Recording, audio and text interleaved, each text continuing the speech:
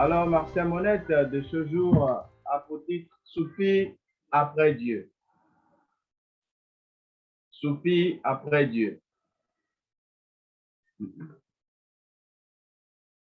L'une des choses la plus importantes de notre vie chrétienne est de véritablement désirer Dieu, autant que nous avons besoin de respirer. Il nous faut le désirer et étudier sa parole et réaliser que sa parole est tout aussi précieuse pour notre vie spirituelle que l'air que nous respirons pour notre vie physique. Je vous prie d'aller dans le psaume 42.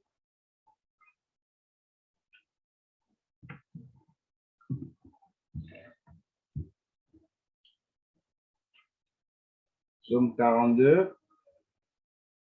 Nous lisons à partir du verset 2.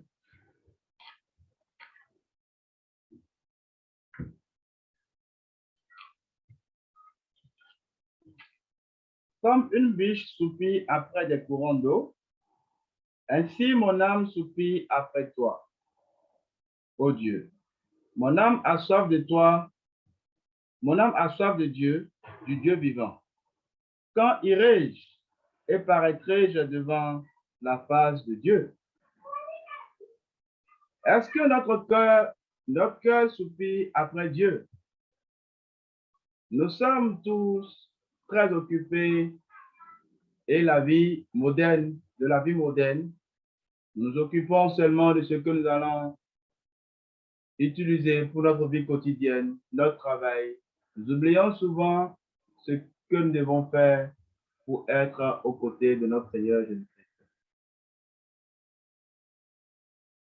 Nous sommes tous parfois tellement pris par aussi les soucis de la vie, les difficultés que nous traversons tous les jours, en oubliant de passer notre temps avec Dieu. Nous avons été créés pour avoir une relation intime avec notre Dieu. Allons dans le livre de Jean 17, verset 14.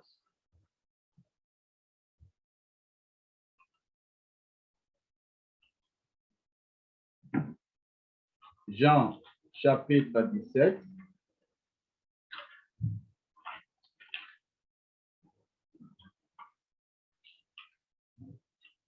Verset 14.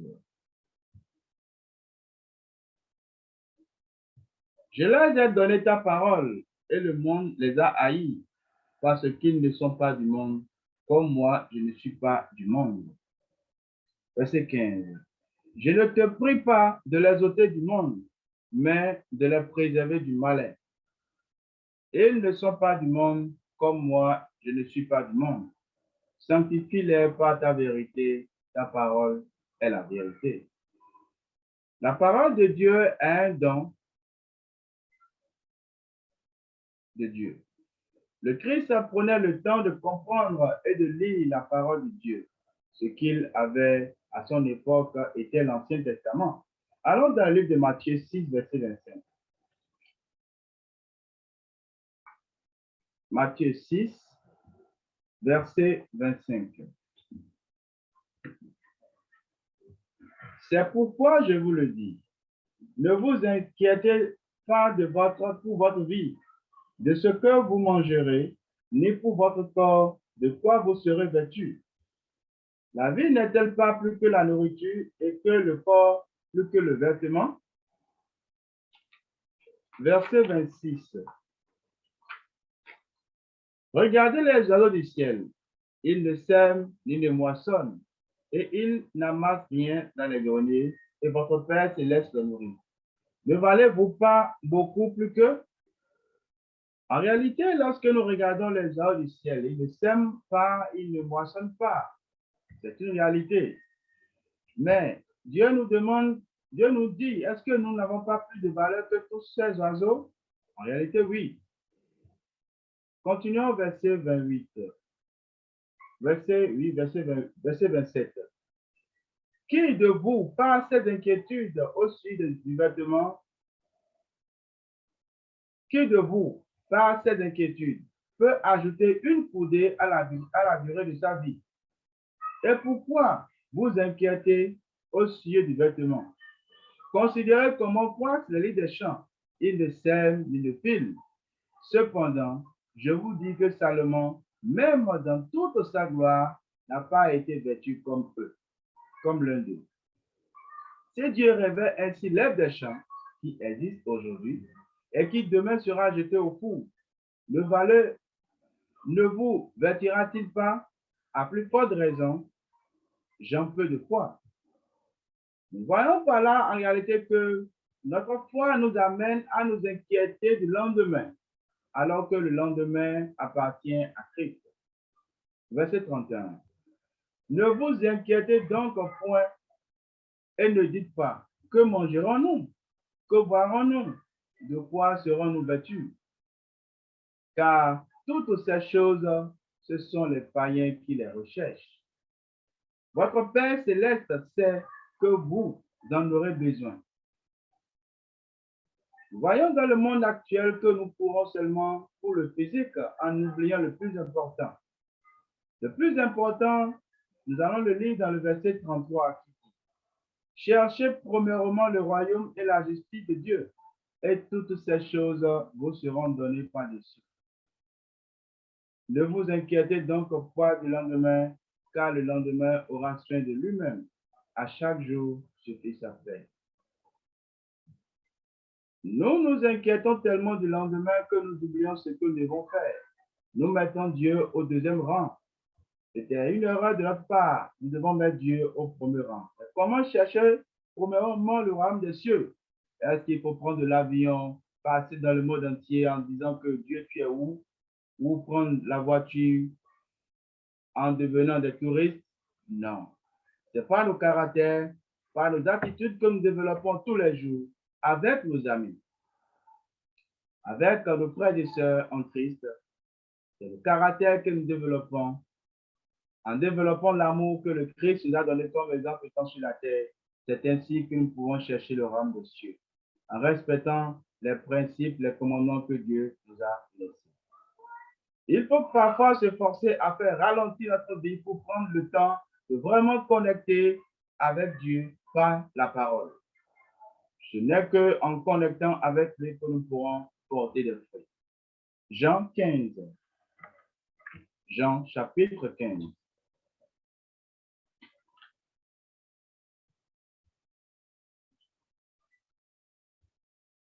Nous lisons le verset 7 à 8.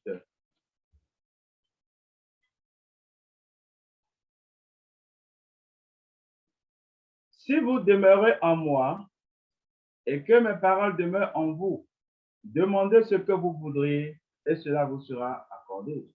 Faisons une pause par là d'abord en comprenant que si nous demeurons en Dieu et que ses paroles demeurent en nous, c'est ainsi d'abord que nous pouvons demander quoi que soit Dieu pour nous accorder cela. Il faut d'abord commencer par aimer ta parole. Ainsi, nous pouvons rester avec Dieu et nous pouvons demander ce que nous voulons. Demander ce que nous voulons est une erreur souvent que nous commettons en demandant rien que les choses physiques de ce monde qui va finir par être inexisté. Nous devons prendre soin de demander ce qu'il faut juste pour nous rapprocher encore plus de Dieu. Et ainsi, nous nous rapprochons un peu vers le royaume des cieux. Verset 8. Si vous portez beaucoup de fruits, c'est ainsi que mon Père sera glorifié et que vous serez mes peuples. Dieu recherche une connexion 24 heures sur 24 avec nous, chers frères et sœurs. Tout comme le monde dans lequel nous vivons. Dans l'Église, nous avons la mission de travailler à la parole de Dieu. Il n'y a rien qui peut remplacer le fait de mettre du temps de côté pour lire et étudier la parole de Dieu. Peut-être un disciple du Christ, cela requiert les choses suivantes. Premier point, nous devons, chers frères et sœurs, consulter la parole de Dieu avant de prendre nos décisions. Nous devons consulter la parole de Dieu avant de prendre nos décisions. Deuxième point, ce n'est pas quelque chose qui s'arrête, mais qui continue pendant toute notre vie. C'est-à-dire, nous devons continuer à consulter la parole de Dieu toute notre vie avant de prendre des décisions. Troisième point, la parole de Dieu n'est pas juste pour la stimulation mentale et intellectuelle. Non, elle doit être étudiée dans le but de transformer qui nous sommes.